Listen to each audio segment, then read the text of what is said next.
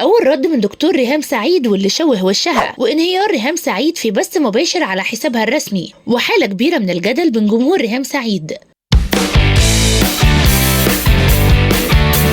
من ساعات نشرت الإعلامية ريهام سعيد صورة ليها مفزعة بملامح مشوهة وهي في حالة نفسية سيئة، وبتتهم الدكتور الشهير اللبناني بأنه هو السبب في اللي حصل لها، وقررت كمان إنها تطلع بث مباشر عشان تعرف الناس قد إيه هو مش فاهم في مهنة الطب، غير إنها حرفيا فضحت كل جرايمه وقالت إنه موت 2 ستات قبل كده وغلط في أكتر من عملية تجميل وهو بيعملها. ولكن الدكتور قرر انه يخرج عن صمته عشان يبرأ نفسه عن طريق مكالمة تليفونية لبرنامج اي تي بالعربي، وقال وهو مستغرب تصرف ريهام سعيد انه عمل لها العملية وشد وشها، واكد انه هو كمان هيرفع عليها قضية وانه ابدا مش هيتساهل في حقه.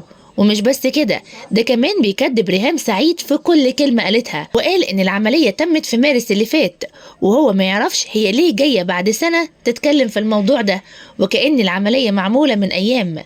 وكمل كلامه وقال أنا ما كنتش أعرف مين ريهام سعيد، ولكن اتفاجئت إنها بتتواصل معايا من سنة عشان أعمل لها جراحة تجميلية في وشها، ووقتها اشتكت إن دكاترة التجميل هم اللي شوهوا وشها في ال3 سنين اللي فاتوا. وقال كمان إن بعد العملية ريهام اتعالجت من حاجات كتير وبقت حلوة وزي القمر، ومن هنا دوري كدكتور انتهى، خصوصا إنها مش اشتكت من أي حاجة كل الشهور اللي فاتت. وأكد إنه اتفاجئ بالمنشور اللي هي خرجت بيه، وقال يبدو إن استعمالها لمنتجات عناية بالبشرة غير صالحة وهي اللي عملت لها كل المشاكل دي في وشها، وفي النهاية جاية تلقي اللوم عليا وعلى العملية اللي عملتها لها اللي أنا عاملها لها من أكتر من 10 شهور. وظهرت بعدها على شاشات التلفزيون والجمهور ما شافش أي حاجة غريبة.